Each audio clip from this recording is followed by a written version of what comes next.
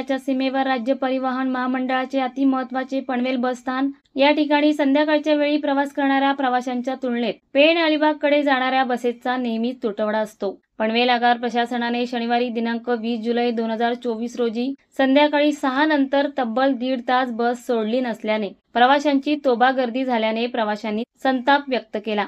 सर्वात जास्त प्रमाणात प्रवाशांची चढ उतार मुंबईवरून येणाऱ्या व घाटमाथावर तसेच कोकणात येण्या जाण्यासाठी महत्त्वाच्या पनवेल बस स्थानकावर मात्र संध्याकाळच्या वेळी रोहा मुरुड पेण अलिबाग व इतर तालुक्यातील चाकरमानी मुंबई नवी मुंबई ठाणे शहरी भागात दररोज कामानिमित्त प्रवास करत असतात। व्यावसायिक रुग्ण दिव्यांग गरोदर माता लहान मुले वयोवृद्ध व इतर प्रवाशांची संख्या ही लाक्षणिक आहे। संध्याकाळी परतीच्या वेळी प्रवाशांची संख्या जास्त असताना अपुऱ्या प्रमाणात बसेस सोडत असल्याने गरोदर माता आजारी रुग्ण दिव्यांग लहान मुले वयोवृद्ध यांना बसमध्ये चढताना मोठ्या प्रमाणात त्रास सहन करावा लागतोय। गर्दीमुळे नाईलाजाने अलिबाग पर्यंतचा प्रवास उभ्यानेच करावा लागत आहे। चढता उतरताना अमूल्य वस्तू चोरी होण्याचे प्रमाण घटण्याऐवजी वाढते।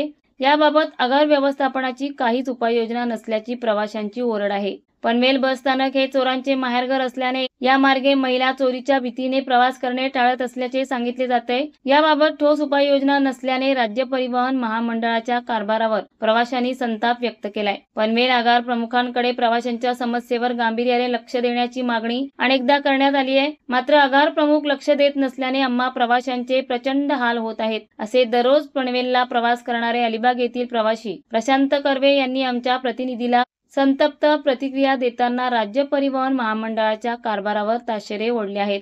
संध्याकाळच्या वेळी बसची संख्या वाढवून प्रवाशांच्या होणाऱ्या समस्येवर तोडगा, चोरीच्या घटना होणार नाहीत यावर कडक उपाययोजना, याचबरोबर पनवेल आगारात फलाटावर पेण अलिबाग रोहा मुरुड आदी ठिकाणी प्रवास करणाऱ्या प्रवाशांना बसमध्ये चढताना रांगेत सोडण्याची मागणी, तसेच कार्लेखिंड विभागातील अनेक प्रवासी रोज पनवेलला प्रवास करतात। यासाठी पनवेल अलिबाग विनावाहक बसला कार्लेखिंड येथे थांबा देण्यात यावा। यामुळे प्रवाशांची संख्या वाढून एसटी बसेसचे उत्पन्न वाढण्यास सुद्धा मदत होणार आहे। या मागणीकडेही अलिबाग व पनवेल आगार व्यवस्थापनाने लक्ष देण्याची मागणी केली आहे।